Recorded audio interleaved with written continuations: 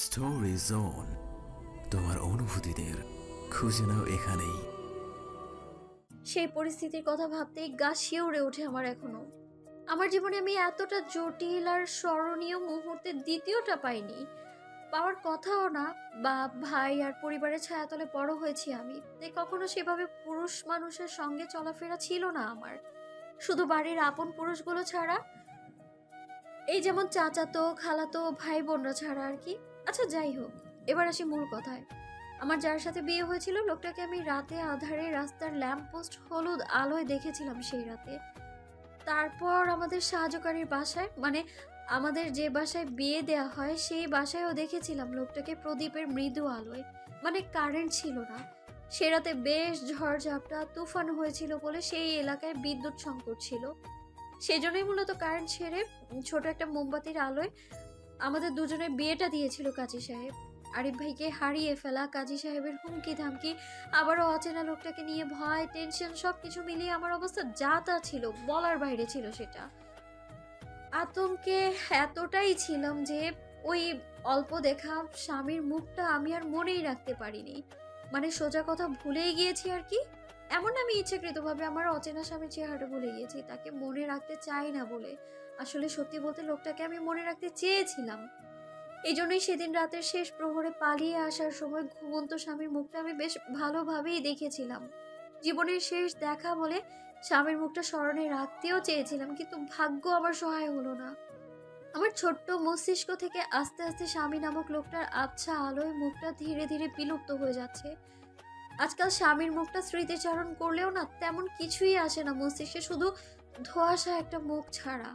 তবে লোকটা body fitness আর হাইটটা শুধু চোখে ভাসে, ওই আর কি একটু। ফ্রিতে তো লোকটার নামটাও জানি না যে স্মরণে রাখবো বা খুঁজে বের করব। কি এক বিয়ে হলো আমার! হঠাৎ হওয়া স্বামীটা কেমন ধুম করে বিলুপ্ত হয়ে গেল আমার জীবন থেকে। 2017 সালে হওয়া ওই ঘটনার পর বিগত 1 বছর 5 মাস পর আবার আমার জীবনে এক নতুন মোড় নেয়। নবম শ্রেণীর পাশ করলাম, দশম শ্রেণীর এসএসসি পরীক্ষা দিলাম, রেজাল্টও বের হলো। মোটামুটি ভালো রেজাল্ট পেয়েই পাশ করলাম।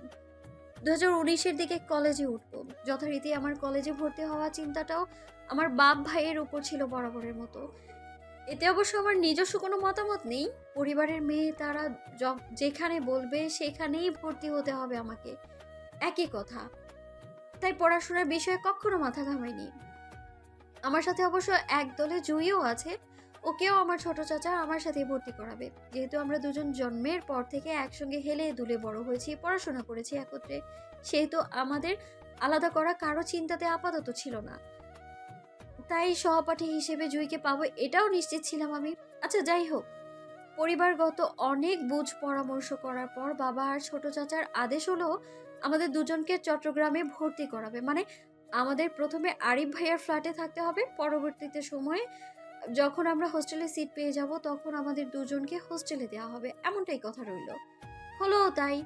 ভর্তি পরীক্ষার জন্য ভাইয়ার হাত ধরে সোজা চলে গেলাম আশুগঞ্জ টু চট্টগ্রাম শহরে। আরিফ ভাইয়া তখন সবে মাত্র মাস্টার্স করেছিল, সেই বছরই তার লাস্ট ইয়ার ছিল মাস্টার্সের। ভাইয়া ফাইনালিস্ট ছিল। চট্টগ্রামে ভাইয়ার লেখাপড়ার সুবিধার্থে থাকলেও চট্টগ্রাম শহরটার সাথে আমাদের আত্মীয়তার সম্পর্ক ছিল আরও একটা। সোজা কথা বলতে গেলে আমার নানু বাড়ি আর আম্মুর নিজ বাড়ি, সেই হিসেবে প্রতি বছরই আমাদের যাতায়াত থাকতো চট্টগ্রামে। কিন্তু তারপরেও আমার এই চট্টগ্রাম শহরটাকে আপন বলে মনে হতো না। এখানে পড়াশোনা নিয়েও ছিল বেশ আপত্তি। আমার ইচ্ছা ছিল আশুগঞ্জ কোথাও একটা ভর্তি হব, সেখানেই আমার স্কুলের সহপাঠীরাও ছিল, তাদের ছেড়ে আসতেও মন নারাজ। আমার এত এত নারাজগিটা চোখেই দেখেনি কেউ, কানেও তুলেনি। ছোট মানুষ হওয়ায় পরিবারের বড়রা যা বলে সেটাই শুনতে হতো আমায়। আমার আজও মনে আছে সেই দিনকার কথা। আম্মুর আঁচল ধরে কি কান্নাটাই না করেছিলাম, উফ! কাঁদতে কাঁদতে গোটা একদিন খাওয়া দাওয়া সব বন্ধ রেখেছিলাম চট্টগ্রামে পড়তে যাব না বলে। তারপরেও আমার এত বিদ্রূপ শূন্যে তুলে এক প্রকার বাধ্য হয়েই এসেছিলাম চট্টগ্রামে আরিফ ভাইয়ার হাত ধরে। প্রথম কয়েকদিন তোড়জোড় করে মন খারাপ চালিয়ে রেখেছিলাম, বাড়ির সবার সাথে সাথে একটু মায়া দয়া দেখিয়ে আমাকে এখান থেকে নিয়ে যায়, কিন্তু ভাগ্য আমার এবারও হতাশ করলো। আমার ভীষণ রকমের মন খারাপের আবু শক্ত মন নরম হলো না। আর না আমার এখান থেকে যাওয়া হলো। প্রচণ্ড অনীহা আর বুক ভরা কষ্ট নিয়ে আরিফ ভাইয়া আমাদের চট্টগ্রাম কলেজে ভর্তি করিয়ে দিল। আমাদের বাসা থেকে কলেজ দূরত্ব ছিল 10 থেকে 15 মিনিটের মতো। তাই রোজকার মতো ভাইয়া আমাদের কলেজে নামিয়ে দিয়ে তারপর সে নিজের ভার্সিটিতে যেত। আরিফ ভাইয়া নিজে পড়াশোনার পাশাপাশি একটা কোচিং সেন্টারেও ক্লাস করতো টিচার হিসেবে। আর আমরা কলেজ শেষ করে বিকেলের দিকে আবারও আরিফ ভাইয়ার কোচিং সেন্টারে যেতাম বই খাতা নিয়ে ক্লাস করতে। আমি আর জুই দুজনই ছিলাম মানবিক স্টুডেন্ট। মূলত আমার ছোট থেকে রাজনৈতিক বিষয়গুলোতে প্রচণ্ড ইন্টারেস্ট ছিল, তাই মানবিক নিয়েই পড়াশোনা করা আর কি।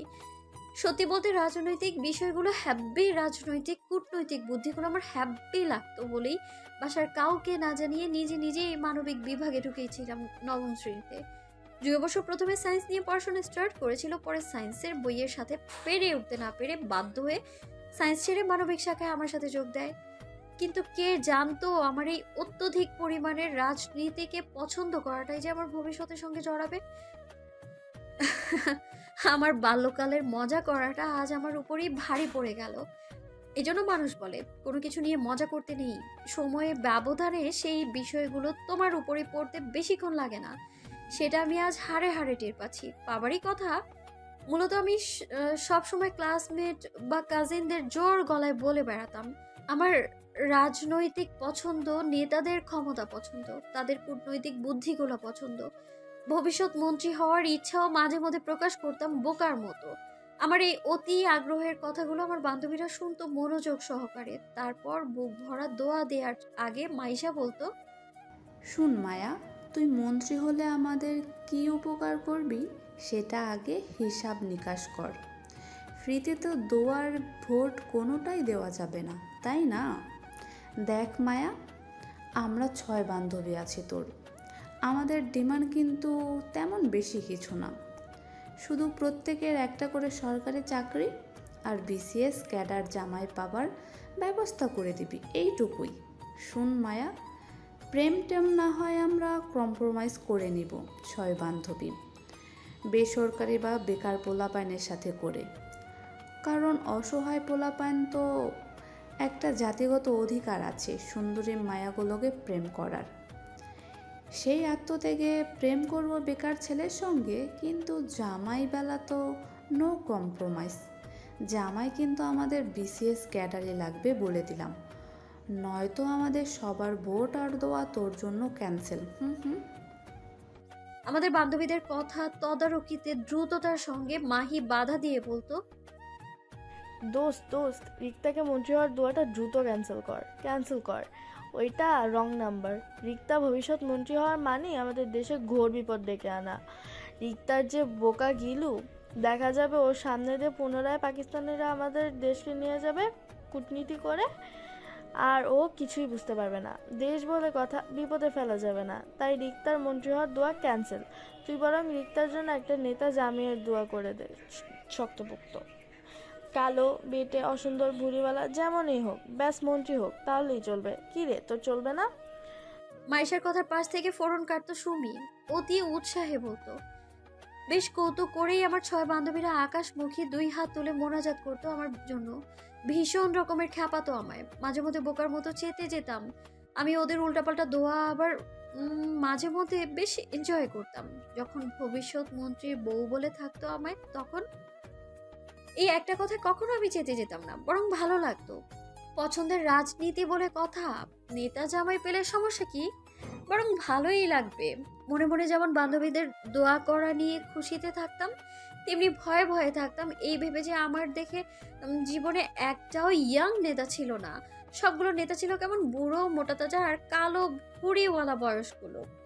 এখন বান্ধবীদের দোয়াতে যদি বুড়ো জামাই পাই, তো বুড়ো জামাই কি শুধু আমায় ধরে ধরে মারবে নাকি? আমার এত সব চিন্তাতে জল ঢেলে গেল ওই হঠাৎ হওয়া বিয়ের পরপরই। আজ বছর 1.5 হলো আমি কাউকে বলি না আমার রাজনীতি পছন্দ কিংবা মন্ত্রী সাহেবও পছন্দ। কেউ এ নিয়ে মজা করলেও চুপ থাকতাম। বিয়ে নিয়ে আমার হঠাৎ চুপ থাকার কারণটা আজও কেউ ধরতে পারলো না। পারবে কি করে? আমি তো কাউকে আজ পর্যন্ত আমার হঠাৎ বিয়ের ঘটনাটা বলিনি, এই ভয়ে যে বিয়ের মতো এত বড় একটা জটিল ঘটনা শুনলে সবাই আমাকেই দোষ দিবে। তাছাড়া পরিবার যখন আমাকে এই বিয়ের ব্যাপারে কিছু বলবে, তখন আমি কি বলবো তাদের? আমার কাছে তো উত্তর নেই। তাছাড়া আমার আব্বু ভীষণ রকমের রাগী আর জেদি একটা মানুষ। ওনার কানে এই খবর যাওয়া মানেই আমাকে কেটে নদীতে ভাসিয়ে দেয়া। আব্বু ভয়ে আজ পর্যন্ত আমি জুইয়ের সাথে পর্যন্ত বিয়ের বিষয়টা শেয়ার করিনি। ভবিষ্যতে কখনো করব বলেও মনে হয় না, কারণ আমার সেই সৎ সাহসটাই নেই। আমি জানি না লোকটা কে ছিল আর কাকে এবার সেই রাতে আমি বিয়ে করেছিলাম। আব্বু এ বিষয়ে আমাকে কিছু জিজ্ঞেস করলে আমি লোকটার নামটা পর্যন্ত বলতে পারবো না, এই জন্য মূলত চুপ থেকে গেলাম নীরবে। তাছাড়া আমি বিগত 1.5 বছরের দুটো বিষয় লক্ষ্য করেছি। আগে বিয়ে শব্দটা আমার মাথায় আসলে প্রথম প্রথম ভয় পেতাম আমি, কিন্তু আজকাল শুধু হতাশা কাজ করে নিজের মাঝে স্বামী শব্দটাকে নিয়ে। নাম ধাম ঠিকানা পরিচয়পত্র কিচ্ছু জানি না তার। যাও একটু করে লোকটার ফেসটা মাথায় ছিল দীর্ঘ সময়ের দূরতে, তার আধো আধো চেহারাটাও আমি ভুলে যাচ্ছি দিন বা দিন। আমার কপালে কি আছে কে জানে, কিন্তু সেই মানুষটার জন্য আমার জীবন থেমে গেছে যেন। অদ্ভুতভাবে আজও তার কথা আমার স্মৃতিতে গেঁথে আছে দৃঢ়ভাবে। নিশ্চিত বিয়েতে অনিশ্চিত স্বামী দেখা ইহজীবনে পাবো না বলে এটাও জানি আমি। তারপরেও লোকটা আমার মস্তিষ্ক জুড়ে বিচরণ করে। দীর্ঘ মনস্তাত্ত্বিক বিষয় ভেবেই দীর্ঘশ্বাস ফেললাম। আমার জীবনে ফেলে আসা দিনগুলো আবারও একবার স্মৃতিচারণ করলাম বিছানায় পা দোলাতে দোলাতে। বুক ভারী নিঃশ্বাস ফেলে ঘাড় ঘুরিয়ে তাকালাম জুইয়ের দিকে। মেয়েটা সেই তখন থেকেই সেজে যাচ্ছে, থামাথামির নামই নেই। 1 ঘন্টার বেশি সময় হবে আয়নার সম্মুখে বসেছে সাজতে, তারপরেও সাজ কমপ্লিট হলো না মেয়েটার। আজব। এবার বেশ বিরক্তিতে কপাল কুঁচকে আসলো আমার জুইয়ের এত দেরিতে। আজ আমাদের কলেজের নবীনবরণ অনুষ্ঠান। আমাদের ক্লাস অবশ্য আরো মাসখানেক আগেই শুরু হয়েছিল, কিন্তু আমাদের নবীনবরণ অনুষ্ঠানটা একটু দেরিতেই হচ্ছে। বিশেষ কিছু অতিথির জন্য, বলতে গেলে আমাদের কলেজের ফাউন্ডার্সদের জন্য। স্যারদের নাকি এই অনুষ্ঠানটা পেছাতে হয়েছে, এটা আমাদের সিনিয়রদের বলা কথা। ভাই, প্রতিষ্ঠানের ফাউন্ডার্স বলে কথা, তাদের জন্য 1 মাস কেন, চাইলে 5 বছরও পেছাতেও কারো সমস্যা হবে না। যাই হোক, সেসব কথা।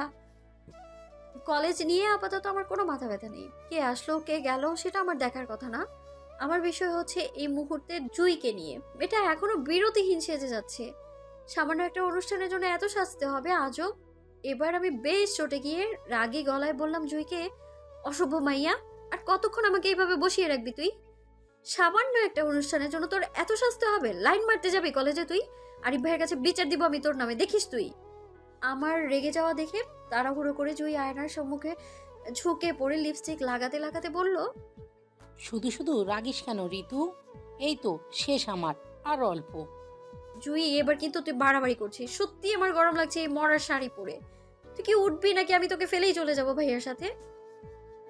আয়নার সামনে থেকে তাড়াহুড়ো করে মেকআপের জিনিসপত্র গোছাতে গোছাতে ব্যস্ত ভঙ্গিতে জুই বলল, সরি বোন, এই তো শেষ আমার। চল চল দ্রুত, আমাদের দেরি হয়ে যাচ্ছে। অনুষ্ঠান শুরু হয়ে গেলে সিনিয়রদের প্যারায় পড়ে যাব আমরা আবার। চল চল। জুইয়ের হঠাৎ এত তাড়াহুড়ো গাঢ় দৃষ্টিতে তাকিয়ে থেকে ঠোঁট উল্টালাম। এটা সত্যিই পাগল। একে তো নিজেই দেরি করবে, তার উপর আবার সেটা নিয়ে নিজেই আফসোস করবে। অদ্ভুত। আজ আর আরিফ ভাইয়ার বাইকে চড়লাম না আমরা কেউ। যেহেতু শাড়ি পরেছি তাই রিক্সা ধরে সোজা কলেজ গেটে নামতেই চোখে লাগলো কলেজ ভারী প্যানেলের সাজসজ্জা, সেই সাথে কলেজের ছাত্রছাত্রীদের ভারী ভারী পোশাক। এই যেন এক লাল সবুজের পতাকা পতাকা হয়ে আছে সবাই। আহা, অদ্ভুত ভালোবাসার টান দেশের জন্যে, যার জন্য এই ভরা দিনে দুপুরে সবাই লাল সবুজ পতাকা পতাকা হয়ে ঘুরছে আশেপাশে। ছেলেরা সবাই লাল পাঞ্জাবি আর মেয়েরা সবাই সবুজ শাড়িতে আবদ্ধ। এই আবদ্ধ হওয়া থেকে কিন্তু আমরাও বাদ যাইনি। জুই আর আমি দুজনই সবুজ রঙা শাড়ি পরেছি। পার্থক্য শুধু একটাই, আমাদের শাড়িটা জামদানি, ব্যাস। ছোট ছোট পা ফেলে কলেজের গেট ধরে ভেতরে ঢুকে বুঝলাম আমার মনে হয় একটু বেশি দেরি করে ফেলেছি আমরা। আমাদের আরো আগে আসা উচিত ছিল, কারণ অলরেডি অতিথি আসার সময় হয়ে গিয়েছে। আমাদের পেছন পেছনে বিশেষ অতিথি আর প্রধান অতিথির গাড়ি ঢুকলো গেট ধরে। তার মানে এই কলেজের এরাই ভিআইপি, সেই সাথে এই কলেজের ওনার। ছাত্রী জনসভায় আমি গিয়ে বরাবরই পেছনের সারিতে বসলাম। যেহেতু দেরিতে এসেছে তাই আপাতত আমাদের জায়গাটা পেছনের সারিতেই হলো। আমার হাতে ফোন নেই, জুয়ের হাতে আরিফ ভাইয়ার একটা ফোন আছে, সেটা দিয়েই সে অলরেডি ছবি তোলা শুরু করে দিয়েছে। আমি বিরক্তি ছেড়ে ঘাড় ঘুরিয়ে পেছনে তাকালাম গোল গোল চোখে। তৎক্ষণাৎ দৃষ্টিতে ভিড়ল অতিথিদের জাঁকজমকপূর্ণভাবে বেশ কয়েকটা সাদা কালো গাড়ি। হ্যালো ডিয়ার লিসেনার্স, আপনারা শুনছেন স্টোরিজ অন প্রেজেন্স ধারাবাহিক পর্ব গল্প। আমাদের সামগ্রিক প্রচেষ্টাকে উৎসাহিত করতে লাইক অ্যান্ড কমেন্ট করতে ভুলবেন না। Thank you. গেট ধরে ভেতরে ঢুকছে তারা। সিনিয়র ভাইয়া আপুরা সারিবদ্ধভাবে দাঁড়িয়ে তাদের ফুল ছিটিয়ে বরণ করছে। সেই বরণে স্যাররাও দাঁড়িয়ে আছে হাতে ফুলের তোড়া নিয়ে। দূর থেকে অল্প স্বল্প চোখে লাগলো আমার। 3টা গাড়ি থেকে 3জন মানুষকে বের হতে দেখলাম ধবধবে সাদা পাঞ্জাবি পরিহিত অবস্থায়। একজন বেশ বৃদ্ধা আর বয়স্ক টাইপের লোক, সাদা পাকা দাড়ি আর চুলে ভরপুর ওনার। দ্বিতীয়জন অর্ধবয়স্ক হবে, বয়সটা 60 ঊর্ধ্বে হবে। ওনার চুলগুলো দূর থেকে ঠাওর করতে পারছি না কতটা পাকা হবে, তবে তৃতীয় জনকে চোখে লাগার মতো ছিল। দূর থেকে এক ঝলক দেখেই বুঝতে পারলাম শত নারীর রাতের স্বপ্ন হতে বাধ্য এই পুরুষ। আহা, এই বুঝি সেই পুরুষ যাকে নিয়ে বিগত 1 মাস ধরে গুঞ্জন শুনেছিলাম সিনিয়রদের আর আমার ক্লাসমেট মেয়েদের মাঝে। হতে পারে অস্বাভাবিক কিছু না, সুন্দর পুরুষদের নিয়ে মেয়েরা সুন্দর সুন্দর স্বপ্ন দেখবে, এটাই তো স্বাভাবিক। আমি বিবাহিত না হলে এই মুহূর্তে আমিও লোকটার প্রথম ঝলকে ক্রাশ খেয়ে বাঁকা হয়ে যেতাম। কিন্তু বিবাহিত মহিলাদের তো পরপুরুষ দেখা পাপ। এখন আমিও লোকটার দিকে নজর দিলে পাপ হবে নিশ্চিত। তাই গুমোট নিঃশ্বাসে সভ্য সুলভ দৃষ্টি সরিয়ে নিলাম লোকটার থেকে। ঠিক হয়ে বসতে বসতে দেখলাম লোক 3 জনকে প্রিন্সিপাল স্যার সহ বাকি স্যাররা এগিয়ে নিয়ে যাচ্ছে তাদের কক্ষের দিকে। পেছন পেছন সিনিয়র ভাইরাও আছেন। আমি এবার ঘাড় ঘুরিয়ে সোজা হয়ে বসলাম, কারণ ওনারা সবাই এবার হয়তো আমাদের সামনে এসে বসবেন স্টেজের আসনে। আমার মনোযোগ খালি আসনের দিকে। সিনিয়র ভাইয়ারা কত ছোটাছুটি করছে অনুষ্ঠানটা সামলাতে গিয়ে। এই গরমে এক একজন ঘেমে নাজেহাল অবস্থা, লাল পাঞ্জাবি ঘেমে পিঠে দয়ে লেপ্টে আছে তাদের। প্রধান অতিথি, বিশেষ অতিথি, সাইড অতিথি দেখার জন্য অল্প স্বল্প কৌতূহল ছিল আমার, কিন্তু আমার মনোযোগ সব নষ্ট হয় হঠাৎ পেটে গুতা খাওয়ায়। বিরক্তি নিয়ে চাইলাম পাশে। জুই ঠোঁট উল্টে আমার কানের কাছে মুখ নিয়ে বলল, ঋতু, আমি একটু ওয়াশরুমে যাব, প্লিজ আমার সাথে চল। কেমনটা লাগে? বাসা থেকে মাত্র আসলাম, এখন বসতে না বসতে ম্যাডামের ওয়াশরুমে তাড়া পেয়ে গেল। এতক্ষণ বাড়িতে কি করছিল? তখন ওয়াশরুমে যায়নি কেন? মেজাজ খারাপে চাপার আগে দাঁত পিষে বললাম, এই তুই কি আজকে শপথ করছিস আমাকে শান্তি দিবি না? এমনিতেই তোর জন্য এতটা লেট হলো, এখন বসতে না বসতে তোর ওয়াশরুমে কাজ লেগে গেল। প্লিজ ঋতু, চল না। আসলে সাজুগুজু করার ব্যস্ততায় ছিলাম বলে ওয়াশরুমে যাওয়া হয়নি। ভেবেছিলাম সাজুগুজু শেষ করে একবার যাব, কিন্তু তাড়াহুড়োয় এখানে চলে এসেছি বলে আর যাওয়া হয়নি। প্লিজ চল না বোন। গুড, ভেরি গুড, ভালো কাজ করেছিস। তখন যখন ওয়াশরুম কাজ চেপে সাজুগুজুর কাজ চালিয়ে যেতে পারিস, তাহলে এখনো চেপে যা। মুচোমুচি করে গোটা অনুষ্ঠানটা পার করে দে। আমি জানি তুই পারবি, তোকে পারতেই হবে। চাপাচাপিতে তো তুই যে দক্ষ সেটা প্রমাণ করার জন্য হলেও এখন চুপচাপ বসে থাক। পারবো না আমি এখন তোর সাথে কোথাও যেতে। কথাটা বলেই সামনে তাকাতে চাইলে পাশ থেকে জুই খপ করে আমার হাতটা ধরে অসহায় গলায় বলল, প্লিজ ঋতু, চল না প্লিজ, বেশি ইমার্জেন্সি পেয়েছে, প্লিজ। অল্প ঠোঁট কামড়ে ওর মতিগতি বোঝার চেষ্টা করলাম। জুইয়ের অসহায় ফেসটা দেখে দীর্ঘ নিঃশ্বাস ফেললাম। মেয়েটা আসলেই আমায় আজকে শান্তি দিবে না। ওয়াশরুম বাইরে দাঁড়িয়ে আছি, হাতে জুইয়ের ব্যাগ আর ফোন, আর কাঁধে আমার ছোট্ট ব্যাগটা ঝুলছে। করিডোরে দাঁড়িয়ে আশপাশটা নজর বুলালাম। না, আপাতত এই দিকটা তেমন একটা মানুষ নেই, সবাই মাঠ স্টেজের দিকটাতেই আছে। ওয়াশরুম বাইরে করিডোর এক পাশে দেয়ালে থাই গ্লাসে নিজের প্রতিবিম্বটা এক পলক দেখে নিলাম আমি। গোছানো শাড়ি, সবুজ চুড়িতে খারাপ লাগছে না আমায়, ঠিকঠাকই লাগছে দেখতে। তারপরেও চঞ্চল হাত দুটো দিয়ে ছেড়ে রাখা চুলগুলো আরো একবার গুছিয়ে নিলাম। অল্প ল্যাপটানো কাজলটা মুছে নিতেই তখন কানে বাজলো কারো উগ্রতা গমগমে ডাক, এই মেয়ে, এই মেয়ে, এইদিকে শোনো। সহজ সরল ভাবে ঘাড় বাঁকিয়ে পাশে তাকালাম। চোখে লাগলো আমাদের পরিণীতি ম্যামকে। তিনিও হাফ সিল্কের লাল সবুজ সংমিশ্রণের শাড়ি পরিহিত, বয়স 35। শ্যামবর্ণ গায়ের রংটা খারাপ লাগছে না, বেশ ভালোই লাগছে। তবে উনি এত মনোযোগ দিয়ে কাকে ডাকছে সেটাই লক্ষ্য করতে চাইলে বুঝলাম ম্যাডাম আসলে আমাকেই অনুসরণ করে ডাকছিল। অল্প চমকিত হলাম আমি। এক বুক সাহস নিয়ে গেলাম ম্যামের সামনে। আমাকে দেখেই ম্যাম তাড়াহুড়োয় প্রশ্ন করে বললেন, কোন ডিপার্টমেন্ট? ম্যামের তাড়াহুড়োর কথায় বুঝতে পারলাম তিনি আমাকে সিনিয়র ভাবছেন হয়তো, তাই মিনমিন স্বরে ম্যামকে শুধরে বললাম, ম্যাম আমি মানবিক ডিপার্টমেন্টের নতুন ছাত্রী, ইন্টার ফার্স্ট ইয়ার স্টুডেন্ট। ব্যস্ততায় ম্যাম ফের বলল, ও তার মানে তুমি আমার ছাত্রী। আচ্ছা শোনো, আমার হাতের এই ফাইলসগুলো ফাউন্ডার স্যারের রুমে নিয়ে যাও, সোজা প্রিন্সিপাল স্যারকে দিবে, বলবে সুলতানা ম্যাডাম দিয়েছে, কেমন? যাও। এতক্ষণ না চমকালেও এবার বেশ জড়সড়ভাবে চমকালাম ম্যামের কথায়। ফাউন্ডার স্যারের রুমে যাব মানে? সেখানে তো এই মুহূর্তে সবাই বসে আছে, আমি যাওয়া মানে নির্ঘাত ভয়। এত বড় বড় মানুষদের মাঝে আমি এই ছোট মানুষ কেন যাব? উফ, আমার তো এখনই ভয়ে বুক কাঁপছে ঢিপ ঢিপ করে। এই কাঁপাকাঁপির রোগ নিয়ে সেখানে যাব কি করে আমি? কোনো কারণে যদি কাঁপতে কাঁপতে জ্ঞান হারাই সবার সামনে, তো ছি, কি লজ্জাজনক ব্যাপার। অজস্র ভয় থাকার পরেও ম্যাডামের মুখের উপর না করার সাহস হলো না আমার।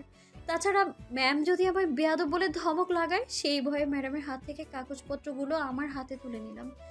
ম্যাডাম তাড়াহুড়ো করে আমার হাত খালি করে ব্যাগ আর ফোনটা নিজের কাছে রাখতে রাখতে বলল, ফাইলসগুলো প্রিন্সিপাল স্যারকে দিয়ে তারপর ম্যামের কাছ থেকে আমার ব্যাগ আর ফোনটা সংগ্রহ করে নেওয়ার জন্যে। অসহায়ের মতো আমি মাথা নাড়তেই ম্যাম দ্রুত পদে চলে গেল অফিস রুমের দিকে। অসহায় আমি ঠোঁট উল্টে এক পলক ওয়াশরুমের দরজা বন্ধ দরজার দিকে তাকালাম। মেয়েটা সত্যিই আজকে আমার শান্তি দিবে না। এখনো ওয়াশরুমে বসে আছে। প্রচন্ড অস্বস্তির সঙ্গে ফাউন্ডার স্যারের দরজায় কড়া নেড়ে অনুমতি নিয়ে ভেতরে প্রবেশ করতেই চোখে পড়লো বেশ কয়েকজন মানুষকে। বিশেষ করে অতিথি সবাই এখানেই বসা, তার মানে তারা এখন স্টেজে ওঠেনি। আমি এই প্রথম কলেজের ফাউন্ডার্সদের সরাসরি দেখলাম। দেখতে সবাই মাশাআল্লাহ, তিনজনই সাদা ধবধবে পাঞ্জাবি পরিহিত। ওনাদের সবাইকে দেখে সর্বপ্রথম আমার মাথায় যেটা আসলো সেটা হলো, ওনারা সবাই কি নেতার বংশধর নাকি? কি চাই? ভরাট গলায় প্রিন্সিপাল স্যারের হঠাৎ প্রশ্নে থতমত খেয়ে গেলাম আমি। প্রচন্ড অস্বস্তিতে ছিটিয়ে ধীর গলায় বললাম, স্যার আমায় সুলতানা ম্যাম পাঠিয়েছেন এই ফাইলসগুলো আপনাকে দিতে। ও আচ্ছা, ফাইলগুলো তোমার পিছনে বসে থাকা স্যারকে দাও। সহজ সরল ভাবেই পিছনে ফিরেছিলাম আমি। সাহস নিয়ে ফাইলসগুলো এগিয়ে দিয়েছিলাম লোকটাকে, কিন্তু ইয়াং যুবকের অল্প পরিচিত মুখটা দেখে মুহূর্তে ঠায় জায়গায় থমেরে দাঁড়িয়ে পড়লাম আমি। শরীরের মধ্যে তৎক্ষণাৎ হাড় কাঁপানো বিদ্যুৎ বয়ে গেল এমনটা মনে হলো। সেই বিদ্যুতের তেজে তৎক্ষণাৎ আমার হাত দুটো কেঁপে উঠল তুমুল গতিতে। এই লোকটাকে আমি কোথাও একটা দেখেছি মনে হচ্ছে, কিন্তু কোথায়? সে কি আমার পরিচিত কেউ? কই, আমার তো মনে পড়ছে না। আমার ধ্যান রতের মাঝেই লোকটা আমার থেকে কাগজগুলো নিজে হাতে তুলে নিল সহজভাবে। আমি যে ওনার দিকে ড্যাব ড্যাব করে তাকিয়ে আছি, সেদিকে উনি এক পলক চোখ উঁচিয়ে তাকালো না পর্যন্ত। আমাকে সম্পূর্ণ অগ্রাহ্য করে হালকা কপাল কুঁচকে কাগজগুলো একের পর এক চেক করে গম্ভীর গলায় বলল, কাগজে সমস্যা আছে, নেম প্লেসের জায়গাগুলোতে ভুল, আব্বুর নামের জায়গায় আমার নাম ব্যবহার করেছে সেখানে, এগুলো সংশোধন করতে দ্রুত পাঠান। বাক্যগুলো শেষ করতে করতে হাত বাড়িয়ে কাগজগুলো পুনরায় আমার হাতে তুলে দিতে দিতে চোখ উঁচিয়ে তাকালো প্রিন্সিপাল স্যারের দিকে। তখনও লোকটা আমাকে দেখলো না, হয়তো দেখার প্রয়োজন মনে করছে না তাই। কিন্তু আমি হ্যাবলার মতো দাঁড়িয়েছিলাম লোকটার দিকে তাকিয়ে থেকে। আসলে মনে করার চেষ্টা করছিলাম এই লোকটাকে আমি কোথায় দেখেছি এর আগে। তখনই প্রিন্সিপাল স্যার পুনরায় আমার ডেকে ধ্যানচ্যুত করে বলল, এমএ শোনো। অস্বস্তিতে ঘুরে তাকালাম স্যারের দিকে। তিনি হয়তো বারবার এম এ বলে ডাকতে চাচ্ছে না ফাউন্ডার্সদের সামনে, তাই সহজভাবেই আমার নাম জিজ্ঞেস করে বলল, নাম কি তোমার? প্রচন্ড অস্বস্তিতে মিনমিন স্বরে বললাম, রিক্তা। স্যার শুনতে না পেরে পুনরায় বলল, কি নাম? হাসফাস করে বললাম, জি স্যার, রিক্তা ইসলাম মায়া। ও আচ্ছা, শোনো সুলতানা, এই ফাইলগুলো তোমার সুলতানা ম্যাডামকে দিয়ে বলবে এই ফাইলগুলো ঠিক করে আবার দ্রুত পাঠাতে। পুনরায় যাও। মাথা নাড়িয়ে সম্মতি দিয়ে আর চোখে তাকালাম পাশের লোকটার দিকে। তিনি তখনও আমাকে দেখলো না পর্যন্ত। লোকটার এই গম্ভীর অ্যাটিটিউডে অপমান বোধ করলাম মুহূর্তেই। কেন বারবার হ্যাংলার মতো তাকাচ্ছিলাম আমি লোকটার দিকে তাও বুঝতে পারছি না। শুধু লোকটাকে আমার অল্প পরিচিত মনে হচ্ছে, এই জন্যেই বারবার তাকাতে হবে আজও। মায়া, তোমার বাসা কোথায়? কথা শুনে তো মনে হচ্ছে তুমি চট্টগ্রামের মেয়ে, অন্য জেলা নাকি? গম্ভীর লোকটা থেকে দৃষ্টি সরিয়ে তাকালাম বৃদ্ধা বয়স্ক লোকটার মুখের দিকে। কি অমায়িক আদলে হাসি মুখ ওনার। বয়স ৮০-র কাছাকাছি মনে হলেও দেখতে বেশ ফিট অ্যান্ড ফাইন দেখা যাচ্ছে। টাকার গরম বলে কথা, তারাই তো এমন জোয়ান থাকবেই, তাই না? তাছাড়া বড়লোকদের কি আর বয়স বাড়ে নাকি অহংকারের মতো? তবে এই বয়স্ক লোকটার মুখের আদলে আমার অহংকারী ভাবটা একদমই চোখে পড়লো না। যেটা পড়লো সেটা হচ্ছে স্বচ্ছতা আর শুদ্ধতার হাসি মুখ। সেই হাসিতে আমিও অস্বস্তিতে হাঁসফাঁস করে মাথা কাত করে সম্মতি দিলাম। বুঝলাম, হ্যাঁ আমি অন্য ডিস্ট্রিক্টের মেয়ে। লোকটা ফের হাসলো, আগ্রহ নিয়ে বলল, কোন জ্বালা? জি ব্রাহ্মণবাড়িয়ার। আমার কথা শুনে বেশ মজা পেল যেন বয়স্ক লোকটা। তিনি কৌতুক করে সঙ্গে সঙ্গে আমায় বলল, বাহ, তুমি ব্রাহ্মণবাড়িয়া মেয়ে, দারুণ তো। তা মায়া, তুমি ঝগড়া টগড়া কেমন পারো? তোমার দক্ষতা কেমন মারামারিতে? ব্রাহ্মণবাড়িয়া মেয়ে বলে কথা, তোমাকে অবশ্যই এসব পারতে হবে, বুঝছো? এই যে তোমার পেছনে যে আমার নাতিকে দেখছো, ওর কিন্তু মারামারির মধ্যে বেশ পেটুক মানুষ, মুখ থেকে হাত ছিল বেশি ওর। তুমি ওকে হারাতে পারলে বুঝবো না তুমি সত্যি ব্রাহ্মণবাড়িয়া মেয়ে। কি পারবে? লোকটার মজার কথায় প্রিন্সিপাল স্যার সহ সবাই হেসে উঠল।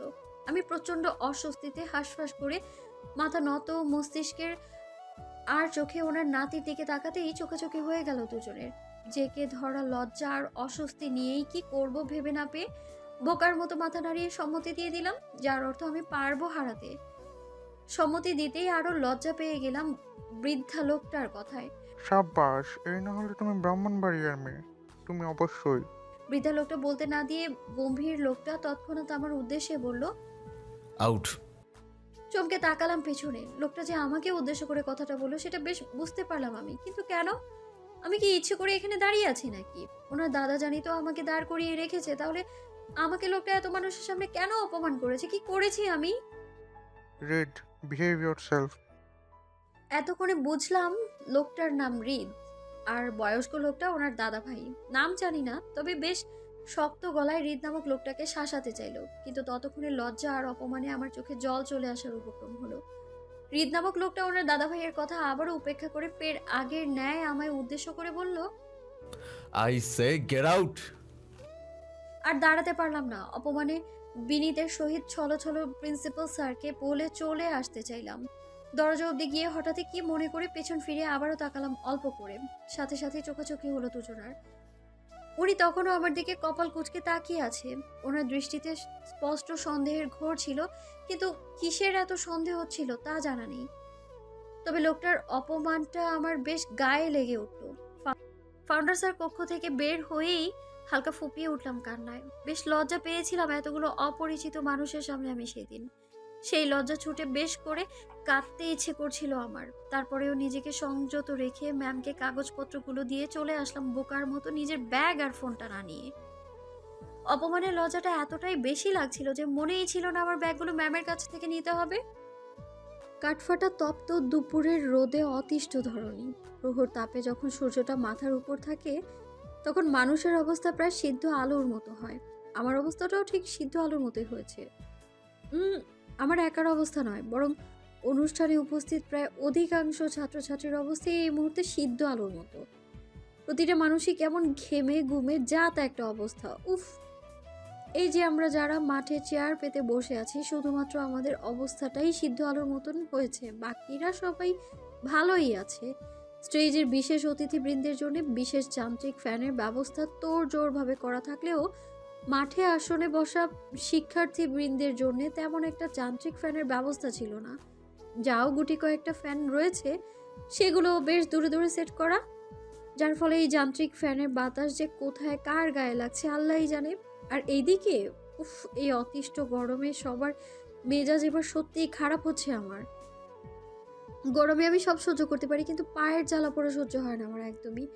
বলতে গেলে প্রচণ্ড গরমে আমার বাড়িতে তেমন সমস্যা হয় না, কিন্তু পায়ে ভীষণ রকমের জ্বালা পড়ার সমস্যা হয়, যা এখনো হচ্ছে।